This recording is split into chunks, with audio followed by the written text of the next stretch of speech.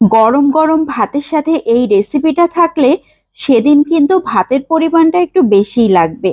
সবাই এক প্লেটের জায়গায় 2 প্লেট খেয়ে ফেলবে, এত বেশি মজার হয়। প্রথমেই আমি বেশ কিছু ধনিয়া পাতা নিয়ে নিয়েছি। ধনিয়া পাতাগুলোকে আগেই বেছে ফ্রিজে রেখে দিয়েছিলাম, এখন শুধুমাত্র বের করে নিয়েছি। পাতাগুলোকে ছোট ছোট টুকরা করে কেটে নিতে হবে। তবে ধনিয়া পাতাগুলোকে কাটার আগে ধুয়ে নিলে কিন্তু খুবই ভালো হয়। আমি কাটার পরেই ধুয়ে নিচ্ছি, কারণ আমার এই পাতাগুলোতে খুব বেশি ময়লা ছিল না, এজন্য ভাবলাম ছোট ছোট টুকরা করে কেটে তারপর ধুয়ে নিই। এখন খুব ভালো করে ধুয়ে পানি ঝরিয়ে নিচ্ছি। এদিকে চুলাতে একটা প্যান বসিয়ে দিয়েছি, তার উপরে ধুয়ে রাখা পাতাগুলোকে নিয়ে নিচ্ছি। এখন দিয়ে দিচ্ছি পানি। এখানে আমি আধা কাপের থেকেও একটু কম পানি দিচ্ছি। দেখি পাতা থেকে পানি বের হয় কিনা। ঢাকনা দিয়ে ঢেকে 3-4 মিনিট জাল করে নিয়েছি। একদমই পানি বের হয়নি, আমি যে পানি দিয়েছিলাম সেই পানিটাও শুকিয়ে গিয়েছে। এই জন্য এ পর্যায়ে আরো সামান্য একটু পানি দিয়ে দিলাম। খুব ভালো মতো সিদ্ধ হয়নি, খুব ভালো করে সিদ্ধ করে নিতে হবে। ঢাকনা দিয়ে ঢেকে আবারও 4-5 মিনিট জাল করে নিয়েছি। এই পর্যায়ে কিন্তু খুব ভালো মতো সিদ্ধ হয়ে গিয়েছে। নিচে আলগা একটু পানি রয়েছে, এতে সমস্যা নাই। আমি পানিটাকে ঝরিয়ে এখন ব্লেন্ডারের জারে নিয়ে নিচ্ছি।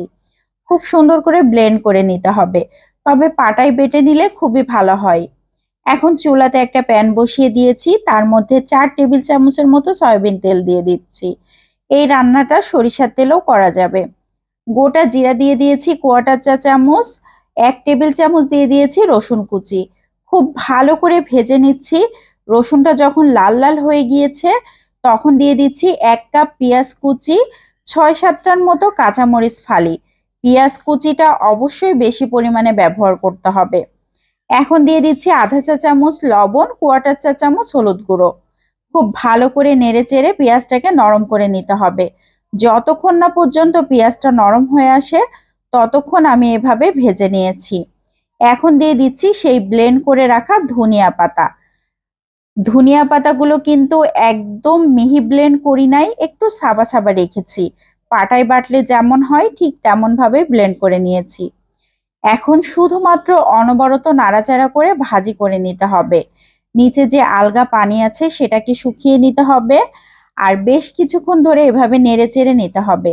নাড়াচাড়া করতে করতে একটা সময় একদম আঠালো টাইপের হয়ে যাবে, তখন বুঝতে হবে আমাদের ভাজি কমপ্লিট। আমি সার্ভ করে নিয়েছি। দেখতেই কতটা লোভনীয় লাগছে।